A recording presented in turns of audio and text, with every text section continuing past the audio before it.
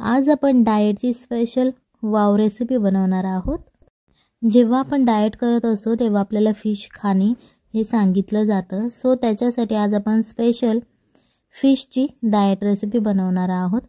इथे तुम्ही कोणत्याही प्रकारचे फिश घेऊ शकता, तुम्हाला जे आवडत असतील ते तुम्ही घ्यायचे आहे तुमच्या इच्छेनुसार।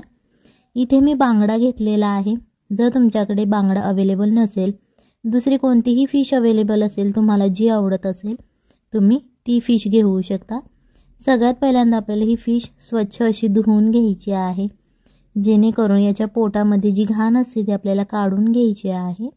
व्हिडिओ आवडत असेल तर व्हिडिओ लाईक करा आणि जर तुम्ही चॅनलवर नवीन असाल तर चॅनलला सबस्क्राइब करा, जेणेकरून येणाऱ्या नवनवीन व्हिडिओचे अपडेट तुम्हाला लगेच मिळतील।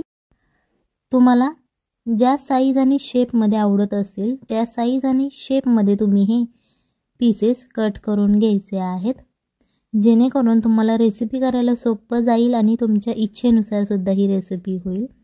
डाएट करत असतो आपण तेव्हा आपल्याला लेस ऑइल आणि एकदम गरम मसाले वगैरे असलं खाण्यासाठी मनाई असते। सो अशा प्रकारे आज आपण लेस ऑइल आणि एकदम डाएटला आपल्याला हेल्पफुल होईल अशी ही रेसिपी बनवणार आहोत।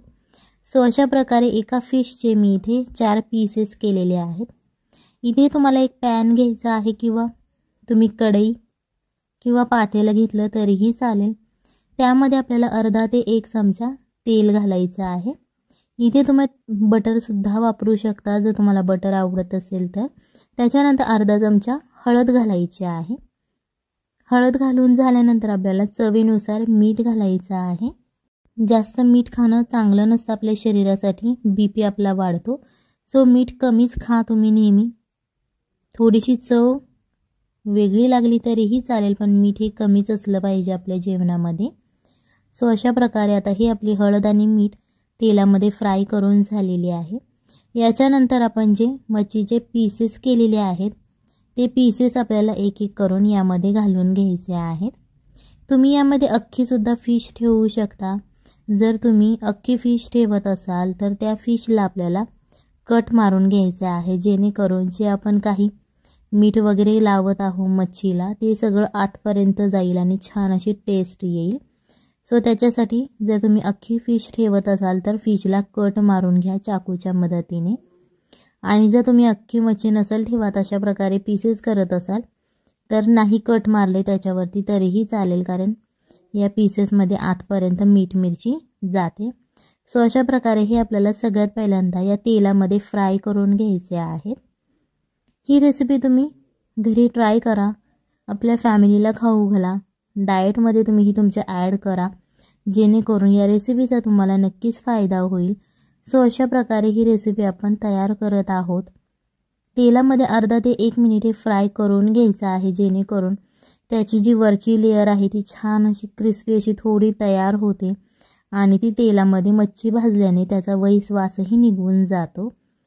सो अशा प्रकारे सुरुवातीला आपल्याला लगेच यामध्ये पाणी ओतायचं नाही, थोडंसं तेलामध्ये त्याला फ्राय होऊन द्यायचं आहे, जेणेकरून तुमची ही रेसिपी छान अशी चवीला लागेल आणि अजिबात असा फिशी असा स्मेल तुम्हाला येणार नाही। सो याच्यासाठी आपण हे तेलामध्ये फ्राय करून घेत आहोत। याच्यानंतर तुम्हाला यामध्ये पाणी ॲड करायचं आहे। हे साधं पाणी घेतलेलं आहे, कोणतंही कोमट किंवा गरम पाणी नाही घेतलेलं। जे आपण साधं पिण्यासाठी पाणी वापरतो ते हे पाणी यूज केलेलं आहे। सो पाणी घालून झाल्यानंतर गॅस आपल्याला मोठा करायचा आहे। पाणी तुम्ही तुमच्या अंदाजानुसार इच्छेनुसार टाकू शकता। तुम्हाला जेवढी ही ग्रेव्ही तयार करायची आहे त्या प्रमाणात तुम्ही यामध्ये पाणी घालून घ्या। छान असं उकळून घ्यायचं आहे। मच्छी शिजायला जास्त वेळ लागत नाही, 10 ते 15 मिनिटात तुमचा हा रस्सा तयार होतो। हे जे हळद आणि मीठ आहे जे हे तुम्ही लहान मुलांना सुद्धा ही रेसिपी देऊ शकता, जी आपण डाएटसाठी बनवत आहोत। सो ही लहान मुलांना सुद्धा चालू शकते अशी ही रेसिपी आहे। सो अशा प्रकारे आता आपली ही मच्छी शिजलेली आहे।